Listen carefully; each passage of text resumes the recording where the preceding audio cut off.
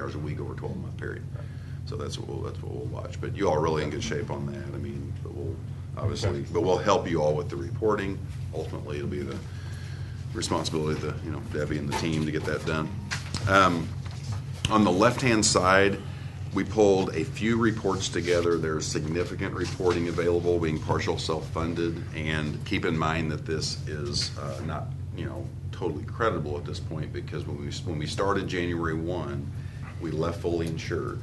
So there was claims that people had in easily October, November, and December that weren't processed and paid yet. They still had to be paid by the fully insured carrier, United. So we started 1/1 of 14 kind of with a clean slate.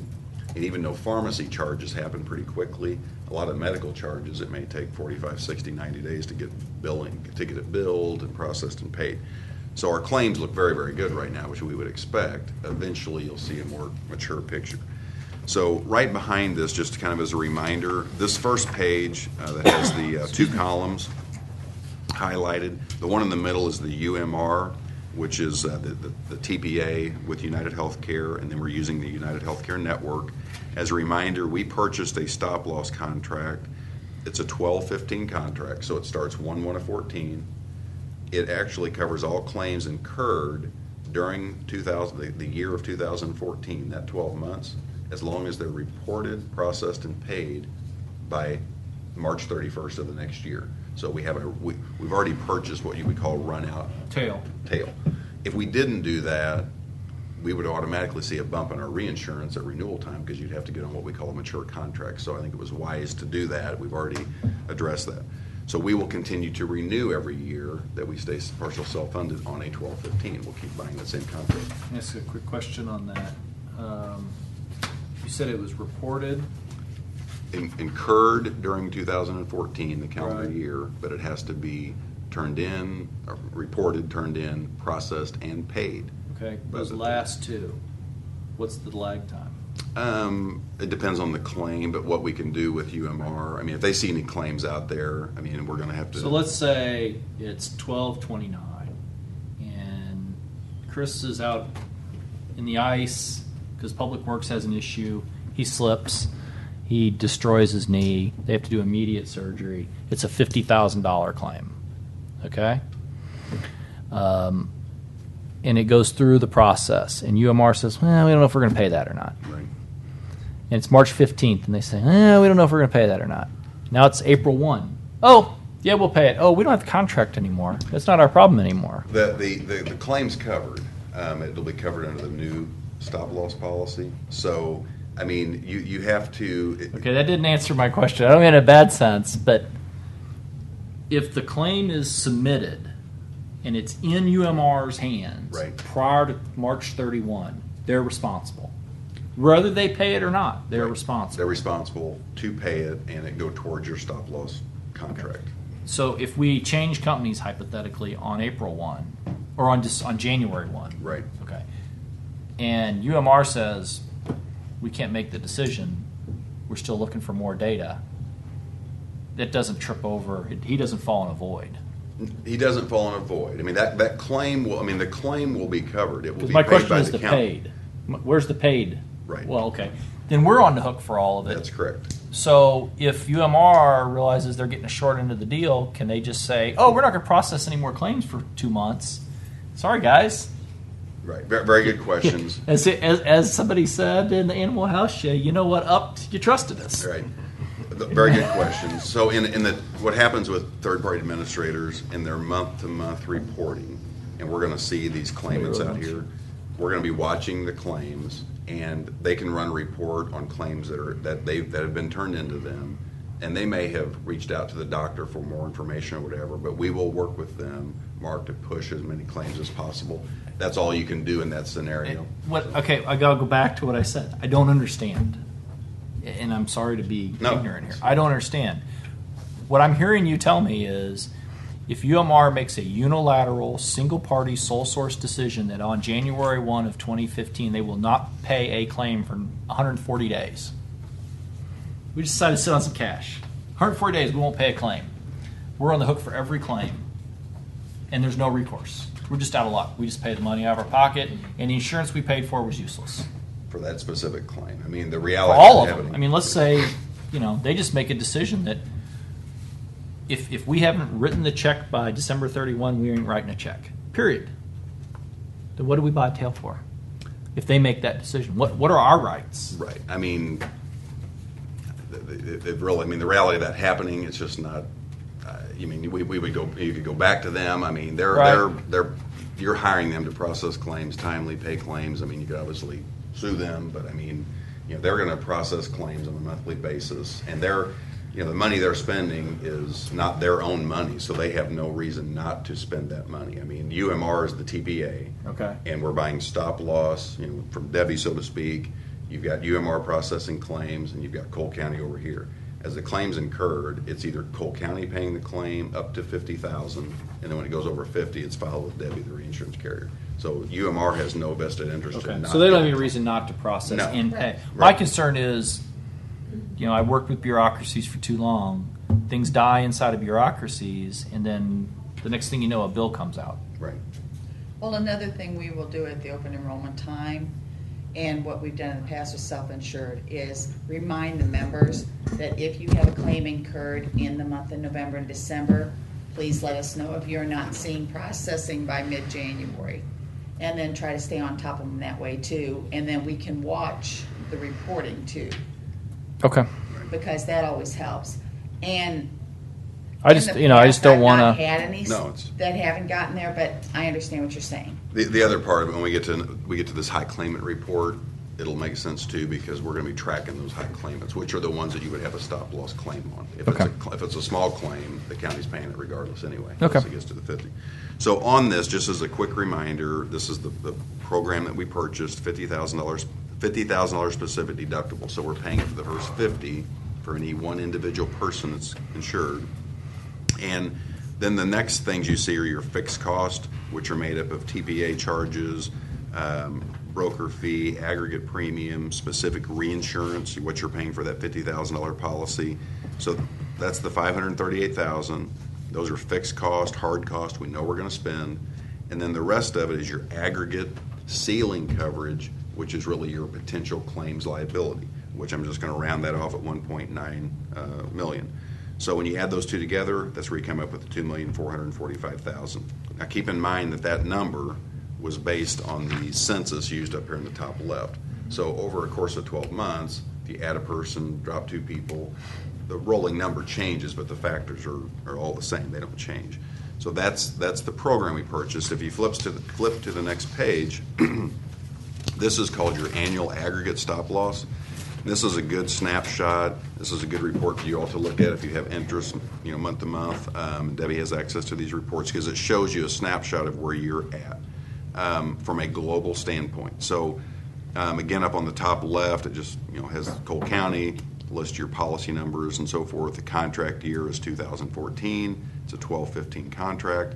The minimum attachment percentage is 100%, meaning that they're giving you a ceiling. If you hit that, they would step in and you have an aggregate claim. The aggregate attachment point here, they're showing $1,961,000. Again, it's just made up of your census over that period. And then these factors are used to generate that. And let me kind of skip past that, if you will. We can come back to it if needed. But what all this means, if you look at the month of January, we had 218 singles, 8 employee spouse, 47 employee children, and 8 families.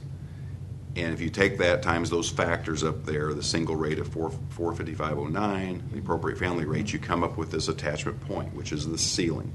Well, for the month of January, it was $153,152. We only had $21,000 in claims.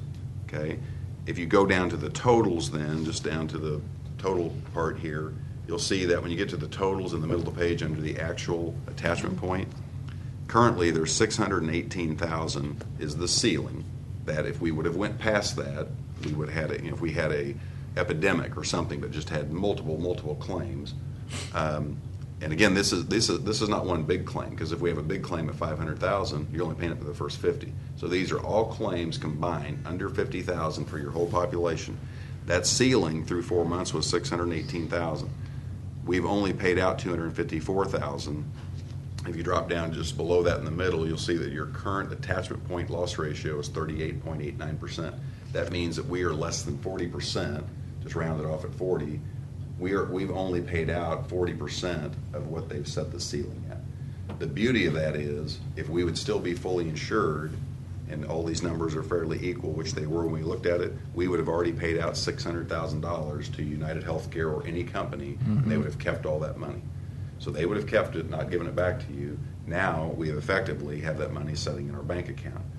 Keep in mind, though, that we're going to have the first few months we know would look good because Randy goes in. It's the other side. It's the catch-up. Yeah, it's the catch-up. So now pharmacy stuff happens right away. If I go to get a prescription on January 15th, well, I walk in, I pay my copayment, and it hits your report like that. It hits your claims fund right away. So your pharmacy claims would have been hitting already more congruently, but your medical, my MRI, if Capital Region or whatever clinic doesn't bill it for 60 days, it may not get paid till March. So you have a lag of claims. But the good news is, as expected, we're running very well. Does that make sense? Mm-hmm. Okay, so that's an aggregate picture. Right behind that, this is the individual picture, if you will. So this is this is called a stop loss 50% report. So any claim that's at 50% of your specific deductible, which is $50,000. So any claim that gets to $25,000 or more is going to show up on this report. This isn't we've de-identified this, so it doesn't have the person's name or anything, but we did leave on here that this is an employee. They are at 80% of the $50,000, and you can see that part of that was medical, part of it was pharmacy, for a total of $40,027. So for this person, there's been $40,000 paid out that they've had in claims during this reporting period from January 1 to now, and they're at 80% of that $50,000. If their claim continues, they'll go past the 50. The county will pay up to the 50. That claim will get filed with the reinsurance carrier, and then the county will get paid back anything over 50. So if this becomes a $500,000 claim, that's why we buy specific reinsurance, so you're protected there. On an employer your size, being a large employer, we are going to have large claimants, period. But that's why you buy reinsurance. This is the only one we have so Only one far, we is have what so you're far. saying. Okay. But this kind of ties back into, Mark, your question, which was a very good question about, hey, we get to the end of the year and we've got several large claimants going on. Who's monitoring this to get these claims paid? Because you want all those claims to get paid before March 31st. Right. And this report is what we work with them on. Okay. So Good. right behind that, this is a detailed report by month. So this is through 4 months. And what this shows is the subscribers under each plan. So if you go up to the month of January on the top left here, this is basically for medical and prescription drugs. It's telling us on the first line that we have, as far as active employees that are on the PPO plan, just going across from left to right, we have 199 subscribers. So there's 199 employees that are covered under the PPO plan.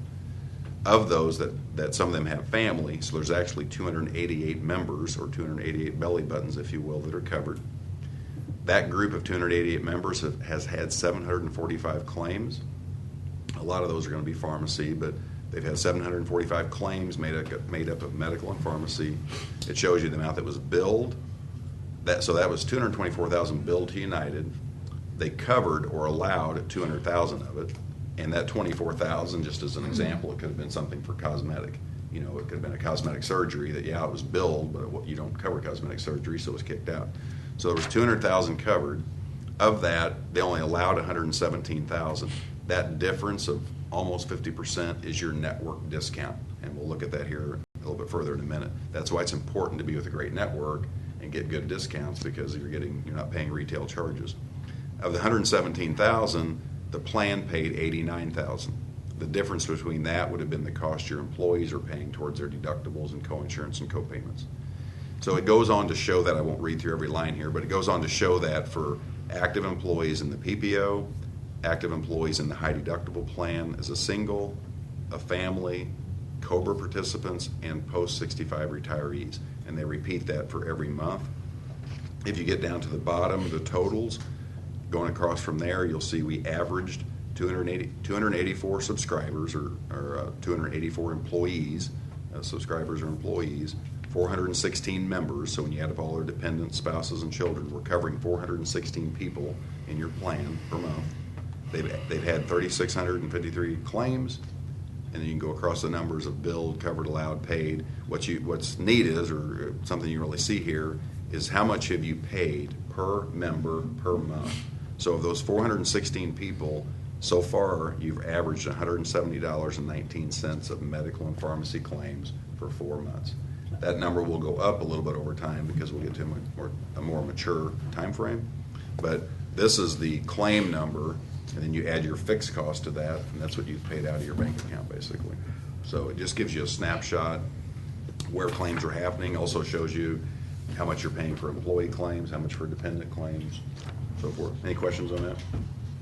Okay. The last one on medical, and we'll jump to pharmacy. This is your network summary. And basically what this is showing you is if you look at the report totals and go across, out of the medical claims, there was 922 medical claims. You can see the bill, the covered, the discount. That's you're averaging a 51.99, almost a 52% discount. So that's a great discount with United. So through the years, as we maybe look at other networks, if we compare United to HealthLink and all these things, that's what we're going to be looking at is who's giving us the best discount. When your employee goes to that facility and gets a charge, what's it being discounted to? But United has a very, very good discount. Any questions on the medical before we jump into pharmacy? Clear as mud. All right. Good thing is there is a lot of detail, but it allows us to help you all start managing your plan better because fully insured, you just don't get much information. The last report is Optum Rx. So again, when you're partial self-funded, you break out the pieces. You've got UMR, who's your third-party administrator on the medical. We've got a reinsurance carrier, and then we also have the network for medical, and we have a PBM, or pharmacy benefit manager, called Optum Rx. So they specifically manage your pharmacy benefits. So if you flip to the first page, and we've highlighted a few key things here. Again, this is your census, your average, and this is a quarterly report, so it's just giving you the first quarter of 2014. You've averaged 417 belly buttons, again, members. Of the 417, 133 of them have used prescription drug coverage. It might have been Joe getting 1 prescription and Randy getting 10, but it's 133 people of that group that have used the prescriptions. There's been 1,047 prescriptions filled. If you take that on average, it's basically just under 1 prescription on average per member that's covered under your plan. The total drug cost is $102,000, so that's what has been. That was the total drug cost of those 1,047 prescriptions. The copayment that your members paid was $23,800. The county paid $78,000. And of that, when you get to the bottom, your member share, how much your members are paying of the cost, is 23%, which is good. We were telling Debbie earlier, you want to be in that 20-plus range. I mean, if we're meeting with an employer and their member copayment or their member cost share is only like 10%, it tells us they really need to raise their copayments and have their members pay more when they get prescriptions. So to be in that 20-plus range is good. We'll talk about rising drug costs as we go through this report. The second page is generic utilization. There's some really good information here too. The good news is when you look at percent generic, 87.2% of the drugs that have been filled generically, which is great. So just over 12% are brand. You'll never get to 100% brand because there's some brand name drugs when they come out on a patent. There's no generic until they come off patent. So, but when you look at drug cost, even though 87% of it's being filled generically, brand still represents 50% of your costs. So it just shows you how expensive brands are. And right below that, it actually puts a dollar and cents with it rather than a percentage. So the average drug cost per prescription for retail generic was $34.22. The average retail brand was $247.01. So $250 compared to $35. So it shows you how important it is to educate members to try to take lower costing generics. Mark? Why is the average cost male generic $500? Well, it's because they're getting 3 months. So you're Okay, can I ask it again? Yes. Why is the average cost $500? If the average cost retail generic's $34, theoretically, if you're getting 3 months, the average cost male ought to be $90. Yeah, I'll check on And that. that's an enormous delta. And the same on male brand. Yeah, I'll check on Those, that. those are out of whack. Good point. We will check on that. Sorry. Very, no, good catch, good catch. Numbers jumped out. Yeah, good catch. The other good thing is on the generic substitution rate at 99.2%, what that means is if there is a generic, 99% of the time your members are taking the generic. So I mean, they've been educated about, hey, save yourself money. So, you know, if there's a generic available, they're taking it, which accumulates to the 87% generic fill rate. So, but we will check on the average drug cost on the male.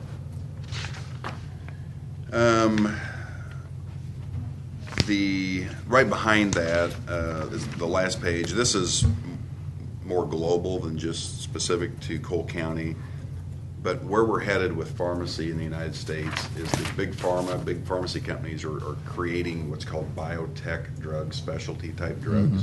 And to give you a couple examples, rheumatoid arthritis, MS drugs, cancer drugs. So if Randy currently today is taking a brand drug for my rheumatoid arthritis, it might be the $260 cost, but I go in and meet with my doctor and they say, Randy, look, we were just introduced to a self-injectable that looks like it has great therapeutic outcomes. We'd like you to consider taking it. Sounds great to me. And all of a sudden I start taking this injectable.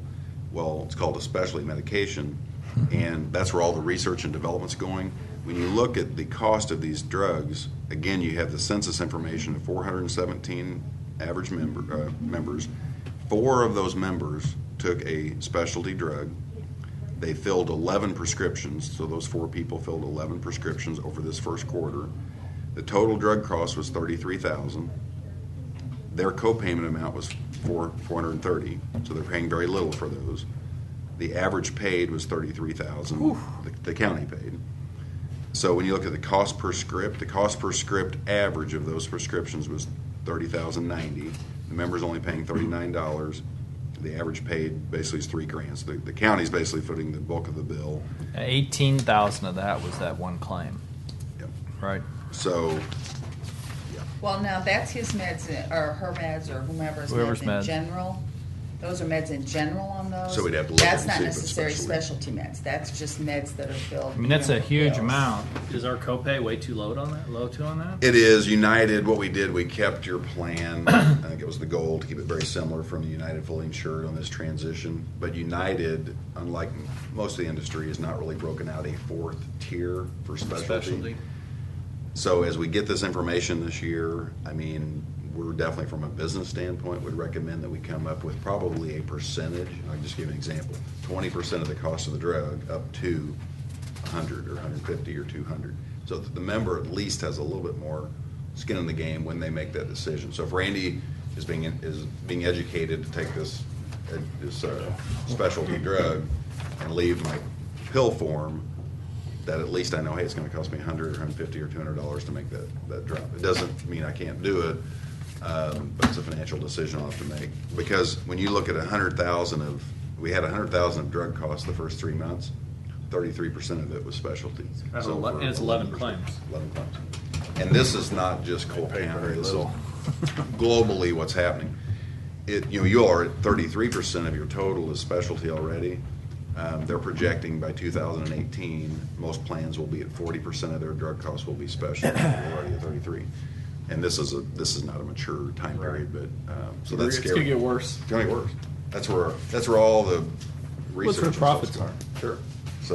So your members will be introduced to higher costing specialty drugs to take for their conditions as we go forward. I have a member on a group, takes 1 injection a month, $57,000 A month? per injection.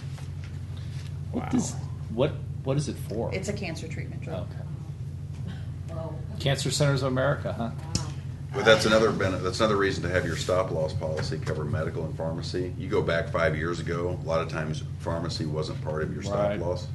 You get killed on it now. You get killed now. So it's important to have that covered in This the is bill. good stuff. If you Yeah. could get me those couple of We'll answers, check on I that. appreciate it. Yep. Just shoot me an email, or Okay. probably all of us an email. Okay. Just curious. Is that something that we could look at on the changing the deductible on that specialty medicine?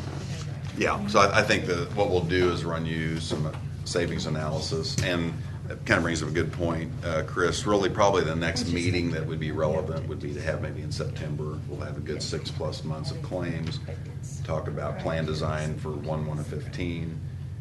Renewal-wise, the issue we have, we just started 1/1/14, so we're going to have to push. We're going to shop the reinsurance out, and this is a good frame of reference too. That when you're partial self-funded, the beauty is we're going to go to 20 stop-loss carriers. There's more stop-loss carriers than there are fully insured carriers anymore. So the county's insurance is going to be shopped out on the reinsurance piece. We may stay with BP, we may change. We're going to find the best reinsurance option and renew with that. But it'll probably be October, November-ish before we get a lot of those numbers, because they're going to want to see as much claims as possible. As you get into year 2 and 3 and 4, you get more of a track record. But so we'll plan on September-ish, unless we need to meet sooner than that, but we'll get these answers for you. So. Other than that, Debbie, I think, and Debbie's done a wonderful job. Joe's, we're biased, but done a wonderful job. It's a new adventure with the self-insurance and the calls that we get as far as things that you want to allow and not allow. That covers, there's a lot more questioning of how things are handled. Mark, you only had the question on that drug? That was the only thing, those 2 items? Okay. Yeah, the two mail order, Mail why order. they're so out of Generic. whack. Well, yeah, generic and retail. They're both just they don't match Yeah, up with. it didn't look right. I'm What was sure it? there's some explanation that I'll never figure out, but they'll be able to tell me. What was the total that we were expected to pay out of pocket? 600 and some thousand. You mean our exposure? Yeah. 2,400,000. You're talking about for the Roughly. year or to Yeah. date or to So, I mean, year? part of that was 538,000 was. Yes, fixed Upfront. That's your We're fixed paying that. cost. Okay.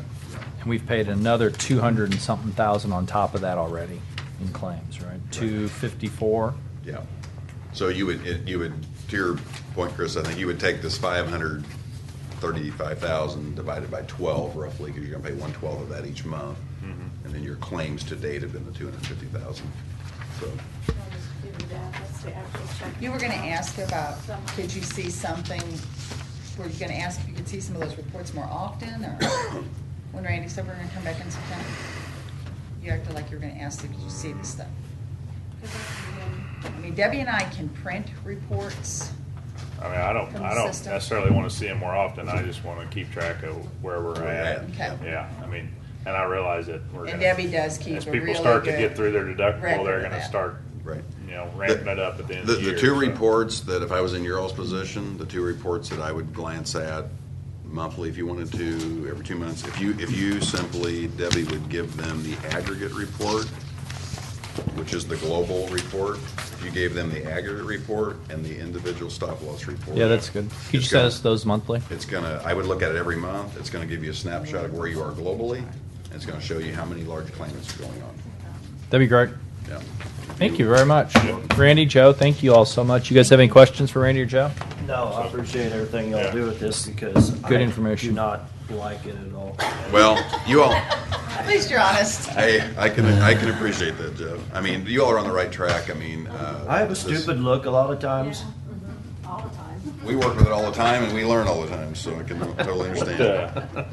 Thank you, buddy. Have any ideas If you think on, of something you want, just let us know. okay. Hang on. Have any ideas on what we're looking at next year? I mean, I know that's. Renewal-wise, Yeah, or yeah. the nice thing is when you look at, when you break apart all the pieces, we know a lot of the cost. When you're fully insured and they come in and say, hey, we came in at 15 and we beat them down, we got them to a 7. Well, it's a 7% on your whole premium. If your premium is $500, it's 7% on top of that. When you're partial self-funded, and you're like your fixed cost, the cost from the TPA, it's not going to go up. We've got these people in rate guarantees, so your cost from the TPA is not going up. Our fee's not going up once we come in and negotiate that with the county. What's going to go up on fixed cost possibly will be your reinsurance cost, but again, we're on such an immature year, it's a little tougher to price it. What would hurt us this year is if we have 3 or 4 large claimants pop up. We got one. And we got one. Now, a good example, let's say that person had whatever, knee surgery, and it's 65,000. Well, the knee surgery is over, he's done, he's back to work, it's A the claim's cancer over. claim would be a cancer claim, a transplant, something that's ongoing, that reinsurance carrier can look at this group and say, man, they've got 3 large claimants that are gonna hit again next year. That's where you see these premiums go up. That's why But that- wellness is going to become critical as we go forward. You guys are going to have to look at smoking and tobacco use as a huge issue. Sorry, Betty. I'm down to cigarettes. That's I'm not awesome. vaping. Do I we mean, have some of but them it's vapor got. I mean, chews? that's going to end up being. Those are the places where we're long term. You get killed is behavioral Right. issues. Can we get rid of the elevators? I They don't call use it it. health and wellness. You know, I've been here for 7.5 years, and I bet I've used that elevator. I bet I've used that elevator a dozen times in 7.5 years. It's a You, choice. you guys ever use it? I don't. I don't ever use it. I mean, if I'm carrying a bunch of stuff, I think it's the only time I've ever used it. Right. That's the deal, though. If you want your liberty and freedom to do what you want, if you want to smoke, that's fine, but you're going to be one foot in the bill. You want to ride your motorcycle without a helmet, whenever you hit the road and become handicapped or whatever, then you need to pay the bill instead of taxpayers. Right. I don't know. I gotta wear a seatbelt, and they don't have to wear a helmet, I know. which is more dangerous. I think we still have helmet laws. We have helmet laws. They haven't It's- gotten rid of it yet. They haven't gotten rid of it. They keep trying. They don't have I know, one but else. It's time. that's what it was on the legislation. Was It that- didn't pass. I didn't figure it would, but Freedom of the Road Riders can't get it through because of the issue you just mentioned. Right. Is if you get your brain scrambled, the taxpayer's going to take care of you. what's the difference between that and these drug heads and stuff? It's Taxpayer's going to take care of you. taking care of them too. Or if you eat fried chicken We 4 don't have to times fix a our day. teeth though, do we? Or bacon. Of course, you can be Bacon's good for you. actually. Bacon. under 8 years old and under 80 pounds and jump on a motorcycle with your dad. You got a helmet on, but you don't have to sit in the booster seat or wear a seatbelt. Go figure. Yeah. Thank you, gentlemen. Thank you all very, very much. We Have a really Memorial appreciate it. weekend. Have a good holiday. You too. See you later. All right, I entertain a motion to go into closed session pursuant to 610-021 sub 3 to deal with personnel issues, We'll sub do it. Thanks, 1 Rick. to go in with litigation, and sub 12 to go into bids and negotiate contracts. So moved. Second. Motion second, call roll, please. Chris. Yes. Mark. Yes. Yes. By roll call vote, motion's approved. We'll go into closed session. Take a quick break here while we uncomputerize ourselves. This is regarding salary. This is- pay, right? Closed session. We'll talk about what it is when we get into the closed session. Talk about Betty. It's Betty session. Sorry. Betty session is what I call it. I do want to talk about the calendar too, as far as all those budget meetings that I sent you. Nay, I say. Say so sorry. We have a missing party for those discussions. No, not. Oh, You're not the missing. Jeffrey? No. For the calendar discussions, we have a missing party, Debbie. You have to get Sam in those discussions. Okay. We have to. I mean, he's going to be the next guy up here. He's got to be available for those meetings, or you're not going to get any.